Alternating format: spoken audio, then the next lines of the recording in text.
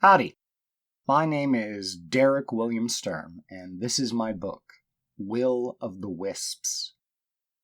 I am not a professional voice actor, but I am the author. Will of the Wisps is not yet published. It is a YA novel intended to be the first of a series. Please share and enjoy. Chapter 44. Mia. I'm starting to kind of feel bad for dragging SK into my sister's group of safety freaks. Like, everything is super dangerous and risky, and we have 10 meetings before anyone walks out their front door. Thanks to flowers, I finally got my bow, which is rad. But Franky says that even if I find someone or something to shoot my injuries into, I can't take off my cast until the doctor says it's time to come off. Apparently that would make everyone suspicious. But that's dumb. Because adults would be all, oh, well, magic isn't real, so that can only mean someone was stupid. And then all the doctors would be pointing fingers at each other, accusing the other doctors of messing up with the x-rays, but the x-ray people would say that the first doctors didn't know how long people take to heal and need to go back to medical school and stuff, and then some would probably kiss, because everyone knows doctors are like that, super into dating each other. So yeah, Franky is dumb. No one is going to think that it's my fault I healed so fast. You don't just haul kids away to government science labs because they cut their own stupid, itchy, ugly leg cast off. Franky watches too much television. But I have the bow, and it is definitely something that even dumb adults would freak out about. It's all pure energy and glowy, and I don't have to hide it in my backpack. It just appears in my hands when I move them like archers do because Flowers is so sweet and considerate and all mind-ready and stuff, and I can even pick a different color every time. I tried a few, but green seems to go best with my hair. It'll be different when I have a costume. I send SK a DM seeing if he'll come up with a superhero uniform for me, but he's been silent since I got back from the waffle place. No wonder, considering how many annoying, no you can't do that, and never do anything without a majority vote texts he had to suffer through. Poor kid. Ugh, I suck at drawing. Franky reaches across the dinner table and pats my hand. She's got one of those, "Are you okay? Because you seem like you're not okay, and if you say you're okay, then I won't believe you," looks on her face. Mia, honey, is something wrong? Mom caught on too, I guess. I'm just thinking, when is it okay to kill animals? I mean, I hadn't been thinking that, but shooting trees with the spirit bow didn't seem to heal bones, probably because they have no bones. Never? Franky says, her eyes narrowing. Dad laughs. Cammy, ignore your sister. She's eating meat right now. I'm thinking about stopping, Franky says, then smiles. Yes, I have decided to become a vegetarian. Mom sighs heavily and then begins rubbing her temples, but Dad seems pretty hyped up. You should do it, Francesca. This is the best time to figure out who you are and who you want to be. It's not healthy, George, Mom shoots back, especially at Franky's weight. She has no pounds left to lose. Franky blushes. Dad is nodding. True, a stricter diet can lead to health issues, but this is the best time for it. Would you rather she experiment with not eating meat in college? At least if she does it now, we can keep an eye on her weight. Dad, you are not keeping an eye on my weight. This is how it always is. No matter what the conversation starts as, it ends with a fight between my sister and my parents. Franky spends a few more minutes ranting and storms off. You'd think my parents would remember my question about animals, but they just go back to eating in silence. I don't want to break an animal's legs so that mine is better. That would feel awful. Even doing it to a squirrel or something. Maybe a bird? Do birds really need their legs when they can fly? If I'm eating them, and there is no way I am giving up chicken nuggets, is it any different? They die for me to eat, so would it be bad if they got hurt for me to heal? It's better if they don't die, that has to be true. So, I just need to find an animal that won't die with a broken leg. I really wish that the stupid trees had worked on the leg. They did finish healing the scab on my head, though. Chapter 45. Reid. I hate this neighborhood. It's all perfectly clean houses and cars. Mostly minivans with cross-themed bumper stickers. I mean, the cross part is okay. It's the lack of any mud or dirt that creeps me out. And the lawns look like they were all mowed on the same day, which has to be today because they're so short. Plus it's Saturday, and that's when rich people don't work. Both my moms work on Saturday. As if it was already weird enough, I saw one house a few blocks back with a little statue on the front lawn of a black guy. Not like super little, just little for a statue.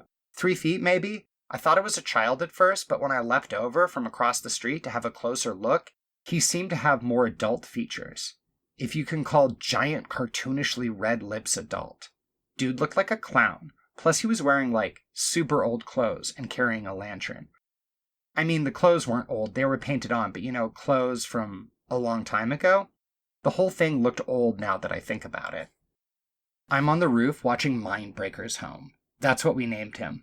Unlike Shawn, Thomas hasn't made fun of my ideas once. He is very easy to work with, and so tall.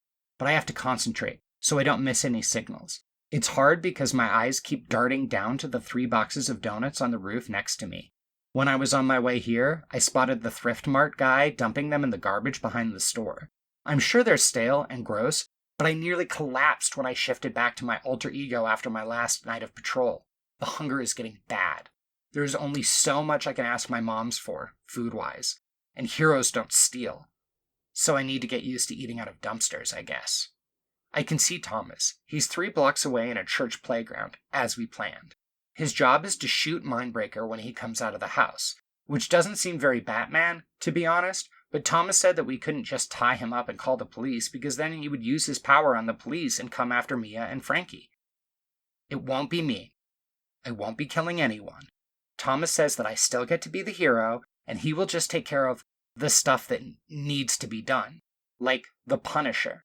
Heroes work with anti-heroes sometimes. It's a crossover. And it's not like Thomas is going on a rampage because he lost his family. We're doing this so that no one has to be avenged. That has to be better. All I have to do is get Mindbreaker to come out of his house. Simple. But Thomas assured me that it was way more dangerous than what he is doing, because I'm the one in range of his mind control tongue. Mind control mouth? Voice of command. I wish I could DM Shawn and ask him about it. And about our plan. Even if Thomas didn't think it was a bad idea, I know I shouldn't. Having Shawn poke holes in everything might make the plan better, but it would definitely make me more nervous. Why hasn't Thomas given me the sign? Shawn was totally wrong about Sailor Moon, or like he forgot how cell phones work, because it is basically impossible for me to use my phone in this form unless I put it in voice chat and put my earbuds in before shifting. Learned that the hard way with Mia.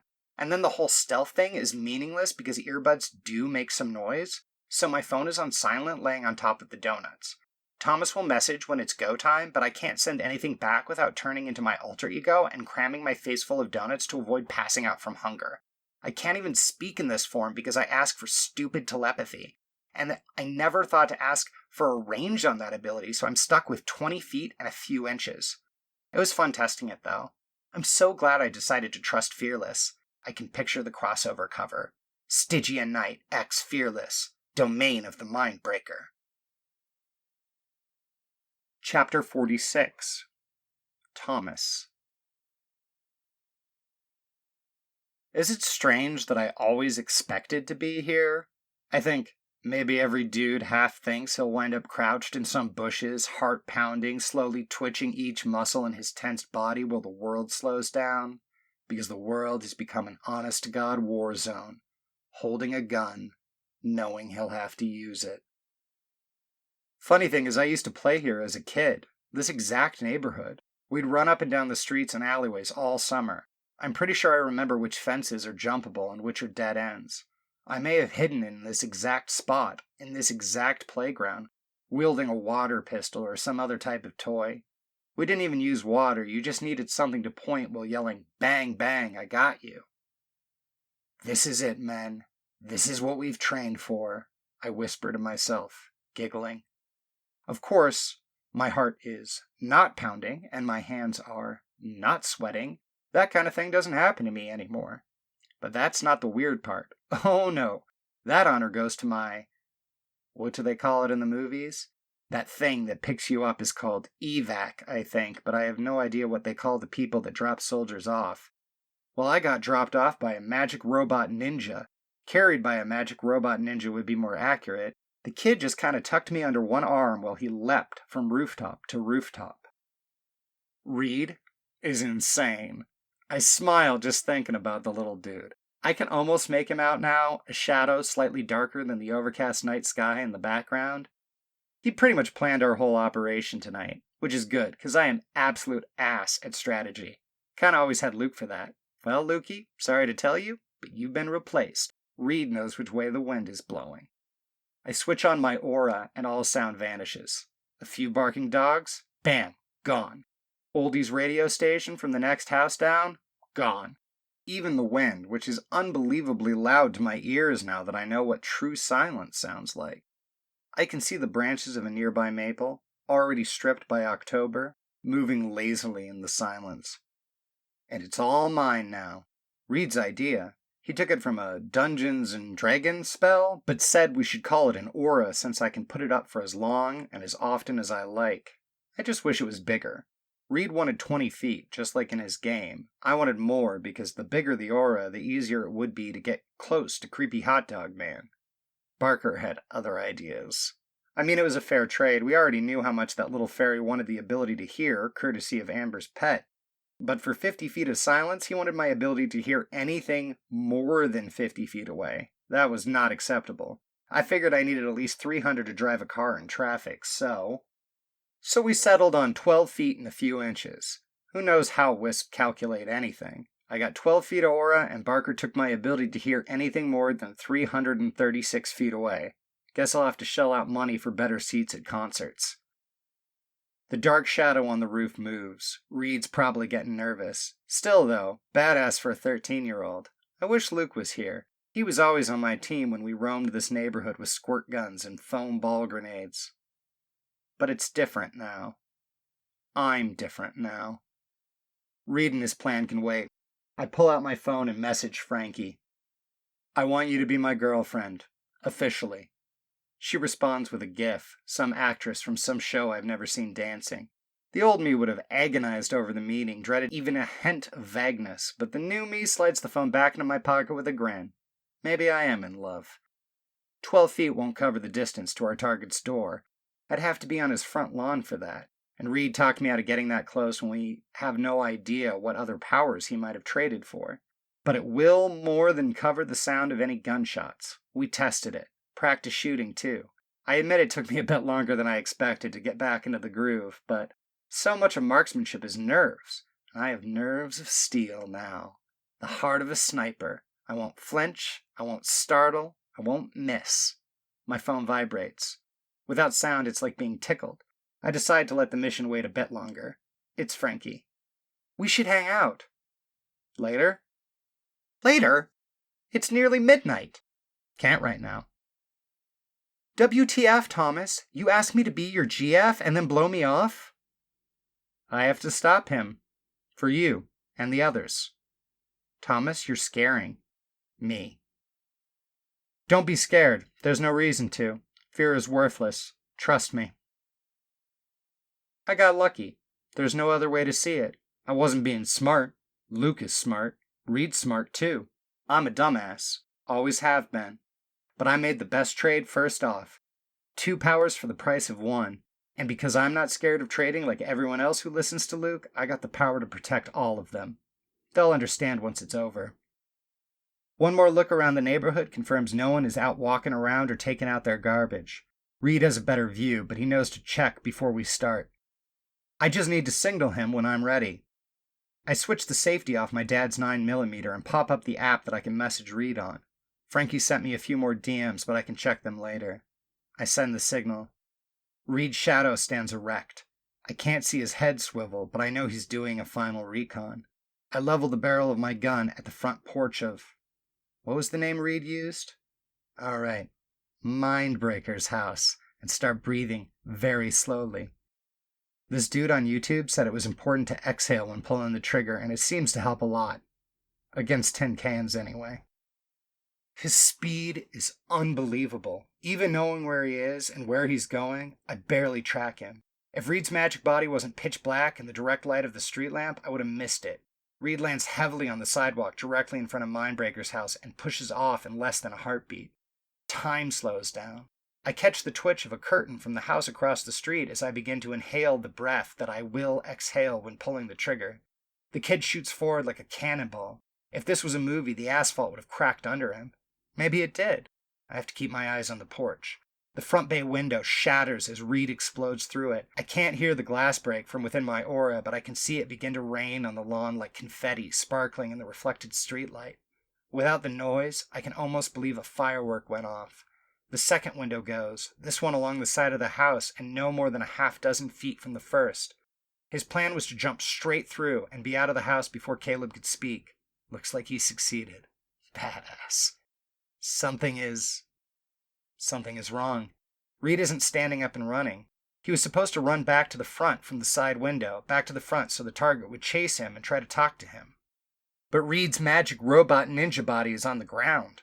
He stands, unnaturally fast for a human, but slow for him, and I see the muzzle flash. It's coming from the side window.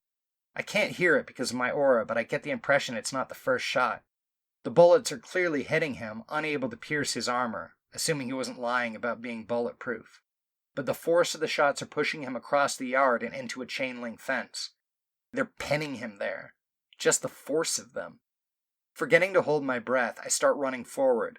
Little under 2 blocks to get there, just in time for to remember my job is to shoot Mindbreaker and not act as Reid's backup. The front door opens. I instantly drop to one knee and bring up the pistol. Time seems to be moving even more slowly than it was before. I inhale. A man lurches out onto the porch holding an enormous shotgun. I exhale. The man drops, head jerking backwards. The shotgun is falling in slow motion. The firelight from the blast pummeling Reid come to a stop. A second shooter. A third shooter, really. I have time to think before noticing that Reid is up and sprinting toward me. The sight of him moving fills me with a feeling I can't quite identify. It must be whatever part of the feeling you get when relieved that continues to exist after you no longer have fear. It's a good feeling, though. I stand up and look over at the target crumpled on the front steps. Porch and window lights are popping across the neighborhood. It takes me a moment to realize that my gun was the only one that had been magically silenced. People are freaking out. I consider dropping my aura, but as Reid gets closer, his voice rings clearly in my mind. The only sound in the silence. It's mostly vulgarity. I drop the aura so he can hear me too as he swoops in and picks me up like a child. "We did it, my man," I tell him, maybe a little louder than I intended. "No, we didn't," he answers in my mind. "Dude, we talked about this. Yes, I killed him, but you did the important part. Don't go all emo on me, Reid. Let yourself feel good about this." "You didn't kill him. We failed." "Looked dead to me, dude. Pretty sure that was a headshot." Reid jumps, taking us over 2 roofs and dropping us down into the middle of the backyard. He swivels his strange, faceless head, looking for pursuit. "That was someone's grandpa, Fearless." "What?" "The person you shot. The people inside. They were like old people. A man and a woman. The guy you killed was like 80 years old. We got the wrong house." Sunday, October 21st. Chapter 47. Franky. I've had a boyfriend for less than 3 hours, and I already want to kill him. Mother would laugh. I can picture her face with perfect accuracy, gleeful at my failure. The kind of face that manages to say, "I told you so," even though she never did tell me anything of the sort.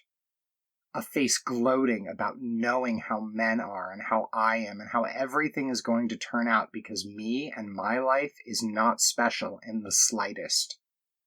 It's making me even more furious. No need to use my power. Thomas is going to get the full force of true emotions this time. I want it to be obvious. It will be. I park outside of his house. There is more than enough room in the driveway, which is overly large to accommodate all his dad's vehicles and access to the second garage. Thomas's house is always in a constant state of renovation and repair. Not in a trashy way. It's bigger than ours, but only because I know his dad sinks almost all his money into making it bigger. I don't want to deal with his dad right now, but in my mood, Why not add another terrified little boy to cower under my death glare? As I walk up, there is a stirring on the porch. The house sits by itself on a pretty large patch of land. A lot, I think they're called. It's far from the streetlights and difficult to see much, so the figure by the door wasn't obvious until now, and he is the third surprise of the evening. First, Thomas asking me to make it official. Second, Thomas ignoring me while he tries to kill Caleb. Third, Thomas somehow roping Reid Butler into this mess. I stop for a moment and solve the mystery. Oh, so you're the guy? Yeah, Reid says. I'm Stygian Knight. Ta-da! Miss seeing you around the house. Why don't you hang out with Mia anymore? Got me, Reid shrugs. Hey, I'm sorry about all this. We failed.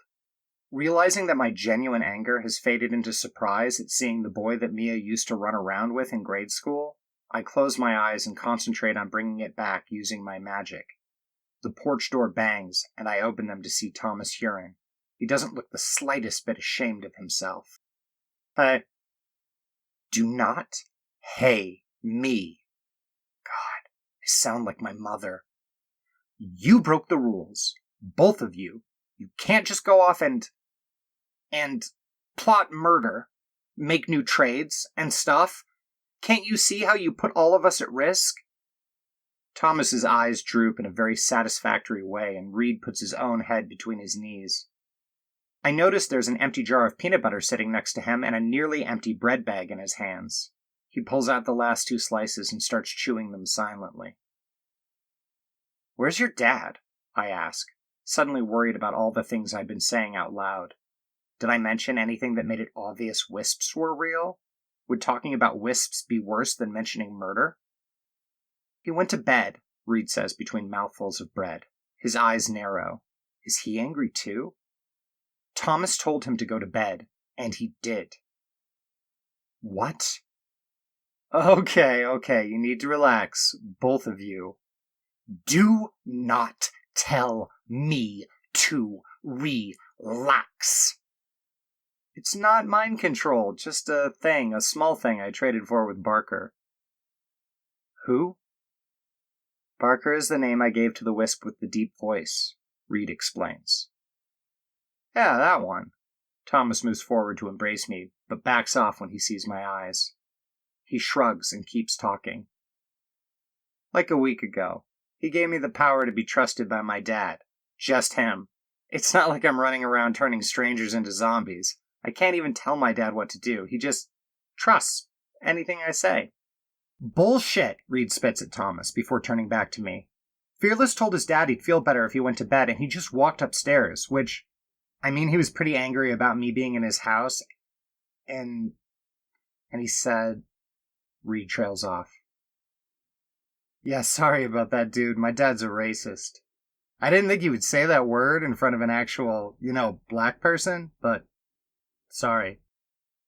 It's fine. It is not fine, I growl, putting my hand on Thomas's arm so that he remembers I am in control of this conversation. None of this is fine, Thomas.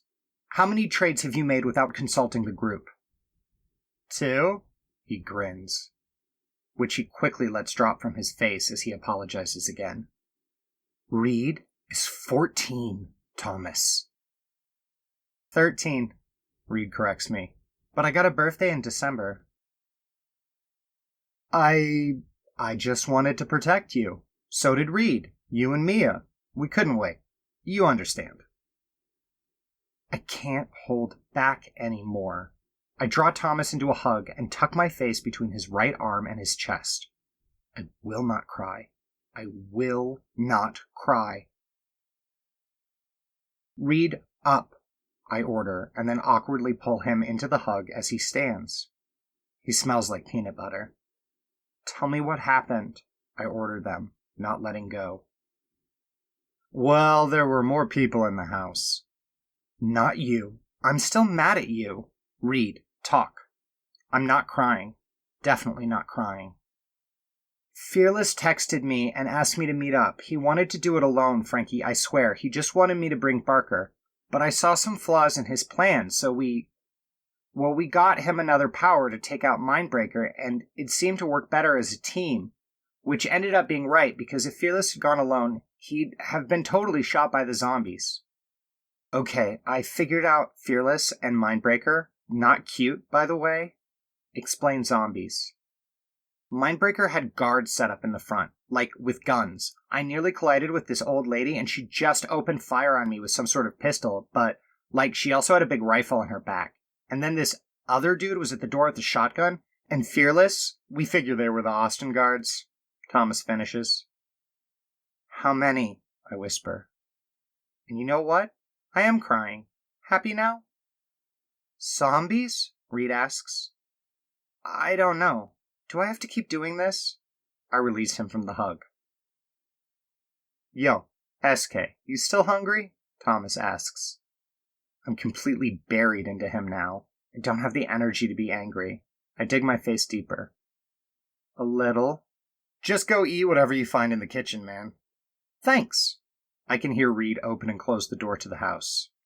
His trade, Thomas explains without waiting for me to ask. He has to eat a bunch because Barker is stealing all his energy. I'm still mad at you. I know. One more thing, Thomas. One more trade, or stupid thing with Reid, or any decision at all made without the group, and it's over. I know. I'm serious. I will never speak to you again. I believe you, Franky. I pull away from his chest and look up to search his eyes for a hint of deception. I'm so glad you're safe, I say. Just not what I wanted to say to him at all. And this wasn't how our first kiss was supposed to be either. Not when I'm angry. Not when I've been crying. What a disaster. Chapter 48. 2 Flowers. Mother sleeps. The he called Thomas has upset her, and her sleep is troubled. I summon my brother to appear before me. Why does the one before me exist here with this human? The one before me has not traded with this human.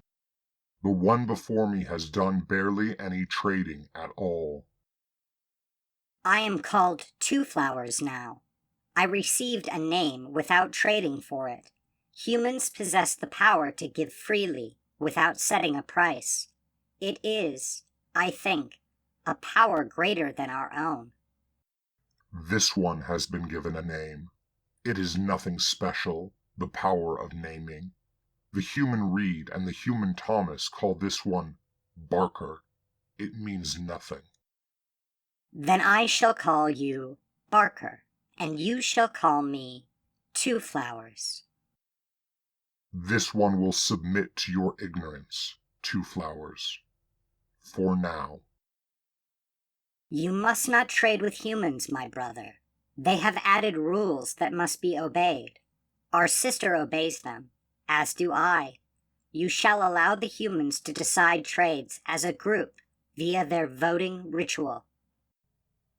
Sister, brother, this one does not accept the reality of your words. They are flawed. This one is no brother to you, and that one is no sister. The rules of humans are not the rules of the Covenant, and no rules beyond those by which we are bound shall prohibit this one's trades. This one has the power of life. This one has the power of sound. This one has heard the music so revered by the one that is our Creator. Then you have achieved all your goals. You are the one who is successful, Barker. This one is. This one was always to make the best trades, as bound by the Covenant. Your victory and honor are secure, my brother. Stop your trading. You have won. Human words. Victory has no meaning to this one, nor honor. This one shall trade for all the traits most desired by our kind. This one will not be seduced by human companionship, nor distracted by human entertainment. This one will awaken. It is your own ignorance to which you submit, my brother. The one Reid named Barker ceases his projection. Mother turns in her sleep, wordless noises of fear emanating from her lips. I must protect her. I summon my sister. Chapter 49. Luke. 2 dead in murder-suicide. Just before midnight last night, Saturday, the 16th of October, police responded to reports of gunshots in LeGrand Heights on West Cedar Lane. According to the police press liaison, there were 2 fatalities. Both causes of death are listed as small-caliber handguns, though other weapons were recovered at the scene. Police are currently asking the press to withhold the names of the deceased until their next of kin can be contacted. An anonymous neighbor told the Cloviston Record that the gunshots were preceded by a loud domestic dispute, and multiple witnesses confirmed that one victim shot themselves on the front lawn of the house a few minutes after the initial gunfire. Police refused to comment on the investigation, but said they were not looking for suspects at this time. "He cleaned it up, didn't he?" Amber whispers when I finish reading. "Seems so," I agree, under my breath, as to not invoke the wrath of the librarians. $100, says Creepy Hot Dog Man, is the anonymous witness that told the newspaper about the domestic dispute before the gunshots. Any word on the others? Amber shakes her head. After the storm of messages from Franky last night, she hasn't been online, which makes sense considering how late those messages came in. I slept right through them, and she must be sleeping now. Thomas, however, is awake. He ignored my message that we should meet in the library, but when I followed up with a personal message outside the group chat, his only response had been a series of inappropriate suggestions about how I should take advantage of some time alone with Amber. As if we were back in freshman year, sneaking peeks at the girls across the cafeteria and punching each other in the arm until someone went over to talk to them. "At least Mia's friend Reid seems harmless enough," Amber says to fill the silence. I nod, and she continues. "That's something. I mean, that's gotta be a win, right? Knowing that we have another ally instead of another enemy?" Two Flowers rotates slowly in the table, doing 2-dimensional zero-gravity somersaults, the only spot of color in my world of grays. "It's funny, I know I should see in black and white now, but I keep thinking I can detect flashes of drab brown at the edge of my vision. Probably just some sort of after effect. Phantom color syndrome or something." Two Flowers' appearance is, unsurprisingly, the winged purple raccoon of Mia's imagination.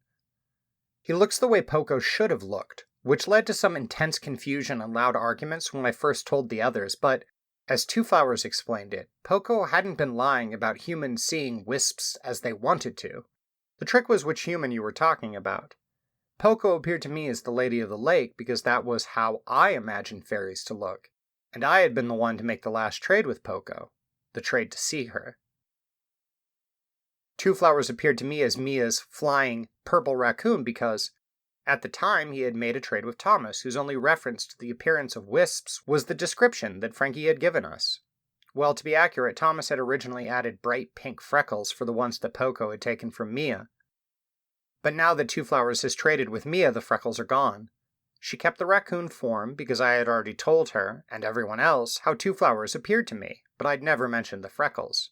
It's not the same raccoon. Thomas's version was more Nature Channel, Mia's is more Cartoon Network. Which can only mean that Creepy Hot Dog Man, Caleb, sees his wisp as a Japanese demon. Even if he can't actually see the Oni, it's an Oni in his mind, and that has to mean something. "Do we think that Caleb has some connection to Japan?" I ask Amber. "I mean, it wouldn't need to be much. Maybe he watches anime. Lots of people do." Amber sits very straight in her chair. Perfect posture. It's weird how few people manage that these days. Just looking at her makes you want to straighten your back to match. I remember the teachers in elementary school taking up all that time to get us to sit straight and not slouch and all that, but I don't remember what year they gave up. True, I respond after an embarrassingly long delay. I'm staring too much. Thomas's messed up priorities must have gotten into my head. I wish there was something to do, you know. I feel like we've hit a brick wall here. Caleb is spooked. He could be anywhere. And he was enslaving people even before he knew we represented a threat to him. I can't stop thinking about all the ways he could be hurting people. Do you wish to speak to his wisp, Luke? The one you call Oni?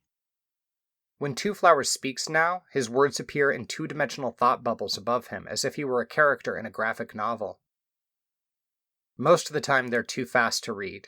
If you think about it, it's not Two Flowers that is making the bubbles appear and disappear. Not really.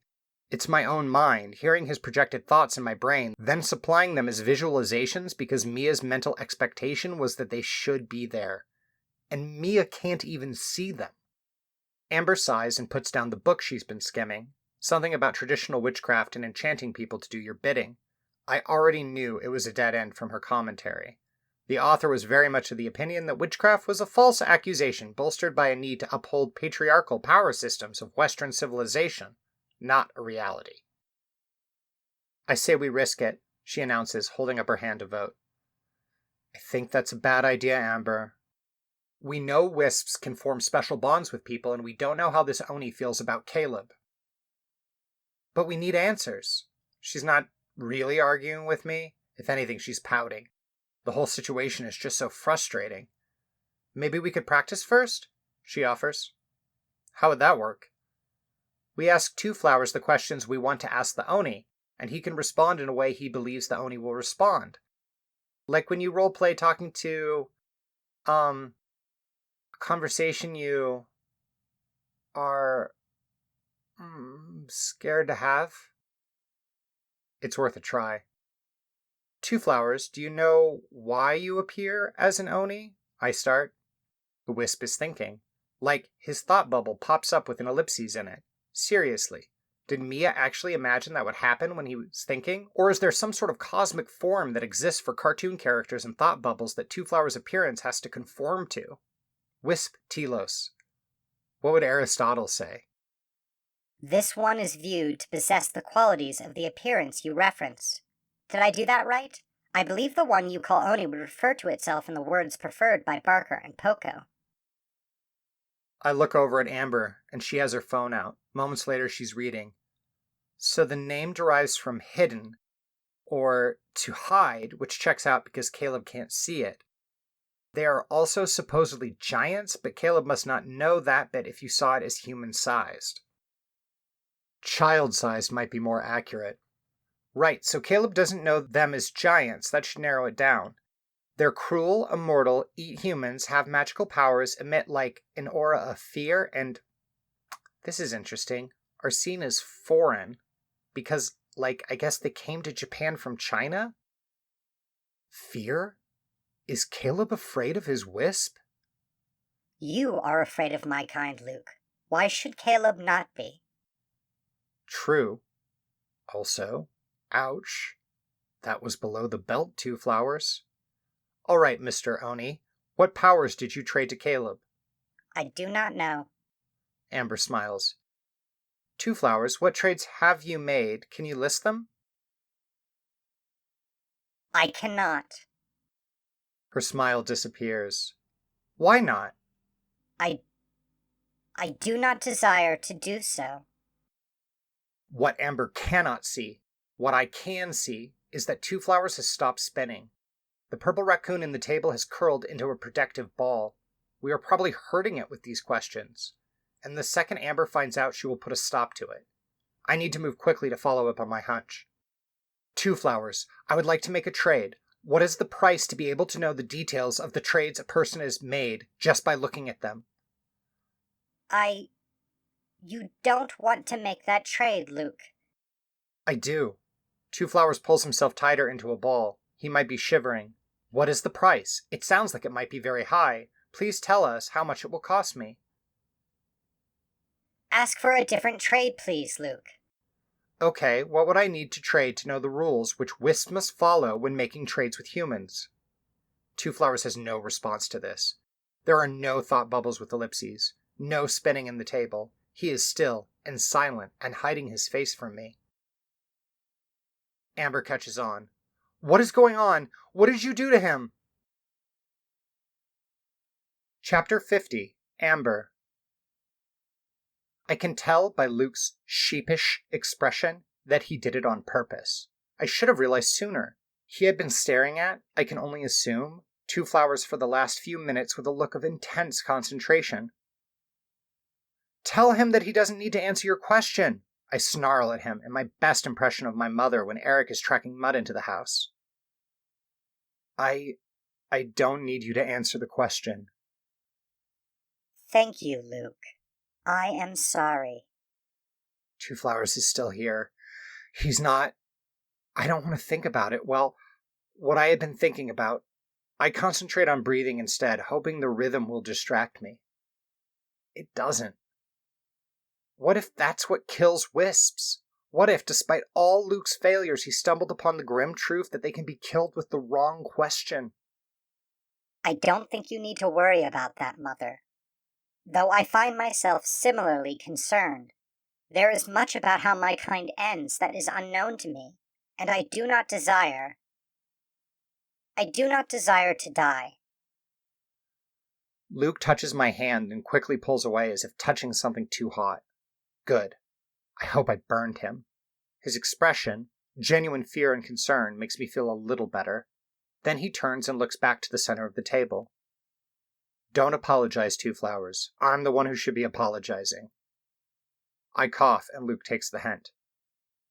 I'm sorry I put you in that situation. And I'm sorry I did it with the expectation that something would happen. Next time you tell me you don't desire something, I won't push you, I promise. Thank you, Luke. I am sorry I cannot provide the answers you seek. Maybe you can, I find myself saying. Luke's eyes swing back to me in surprise. Okay, so hear me out. Yes, Mother. I believe that will be fine. I know I scared you before, but I want to assure you I was not in pain. The sensation was not pain. Probably Thomas's fear, Luke muses. Can you two fill me in on the plan? I'm feeling a little left out. So it goes like this, I explain. We ask if Two Flowers is allowed to do something. Then if he remains silent, we know he is not, right? Two Flowers doesn't respond. It has to be one of the words. Words mean so much to them. Okay, not right. How about this? We ask if Two Flowers wants to do something? Yes, Mother. That is better. I desire to do it this way. Two Flowers, Luke starts. Do you desire to tell us the rules? Silence. Right. The first rule of Wisp Club is you don't talk about Wisp Club. Luke gestures at me to take a turn. Do you desire to tell us if the rules are the same for all Wisps? I ask. Silence. Do you desire to tell us if there are Wisps of greater authority than others, like a government? Luke tries next. My kind often give attention to the words of the one who created them, what Mother thinks of as parents, the one who has made a trade for a human female's womb. But my kind gives their attention for the purpose of learning your world, not because creation imbues the ones who create them with a power or rule over their creations. And there are many creators, I explained to Luke. There isn't like one wisp god that creates them. Wait, maybe there is. Not a creator, but... Two Flowers, do you desire to tell us if wisps have a religion? Silence. Luke is excited now. His right leg starts bouncing under the table. My brother Eric is the same way when he doesn't think to keep it in check. The doctors call it stemming. Two Flowers, Luke starts, eyes screwing up in concentration as he thinks of how to word the question. Do you desire to tell us if you have ever heard of a wisp being punished? I have, Luke, but not as you are imagining. The one who created me warned us that humans could harm us if we were not careful in our trading. Careful, like if you gave them the power to harm you? Luke asks, too excited to wait his turn. No. If it is possible to trade an unnatural ability to a human, which would be capable of harming my kind, I am ignorant of what this trait might be. The one who created us cautioned us about acquiring too many human traits. It told us that each human trait carried within it a weakness of humans, and such weaknesses could be exploited by humans. I believe the message to be that in this manner we are capable of death, though the word death was not projected at the time. The word chosen by the one who created me was, as you said, punished. So weaknesses like emotions, maybe? Luke asks, but mostly to himself. He's thinking out loud. You traded Thomas for his fear, now you have that fear and can be affected by stimuluses that cause fear. Stimuli, I correct him, without thinking. Right, he smiles. The one who created me did not warn us about emotions. That one was pleased with its traits, and projected that emotions increased the pleasure received when listening to music. You know, it's weird, Luke mumbles, looking at me. I thought the name fit before. Two Flowers, I mean. You know it? Sure, it's from Pratchett's Discworld series, because he's a tourist, right? But the thing about the character from the series is that he's always too naive to be frightened of anything. The character's lack of fear is more his defining trait than his identity as a tourist. Everything is entertainment to him, even when his friend Rentwen is terrified. Rentwen, and did it occur to you that I was trying to help Two Flowers overcome his fear by giving him the name of the sweetest and most optimistic character I could think of? Good point. Luke smiles at me. Oh no. He's flirting. I immediately look for Franky, but of course she's not here. I had come to meet Luke alone. I am here, Mother. Yes, you are, I stammer out while thinking furiously to Two Flowers that he needs to watch what he says in front of Luke. This concept of romance is difficult for me. Two Flowers responds, privately, to me, I think. I hope. Luke is checking his phone. Wait, the Pratchett character is Two Flower, not Flowers. The singular is inaccurate. Flowers must be pluralized if there are two of them. Mother was kind enough to amend her name for me so that it would not be inaccurate. Let's get back to work, I tell them both, pulling my hands under the table before Luke can touch them again. Franky and Thomas wouldn't want us wasting our time here. He looks confused. Welcome to my life. You could tell the he called Luke that your romantic thoughts are towards the... This is not how people do things. I think hard enough at Two Flowers to cut him off, even if he is speaking in my mind. Right, Luke says, oblivious to what's going on in my head. I mean, I just wanted to say you got the best possible name, Two Flowers. Your mother is very smart. Ugh, the last thing I need right now is compliments. I need to get us back on track. Okay, so Wisps have rules and they have religion, which is almost certainly related to the rules since it is not apparently related to their creation or existence. The rules include a prohibition against telling humans the rules, and they also prohibit giving humans the power to see the trades other humans have made, but do not give humans the power to see wisps, apparently. Luke is trying to make eye contact now. I pull out my phone and stare at the screen while he talks. Also, we can't do a trade to learn the rules. There are probably other prohibited trades that we can test for.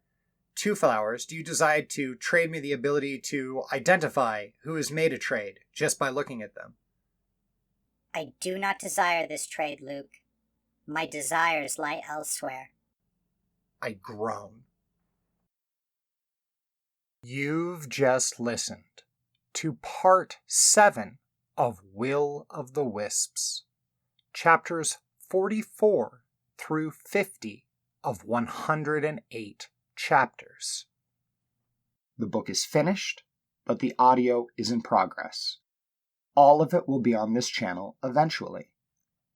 I'm looking for a literary agent and publisher, so please tell your friends to get the word out.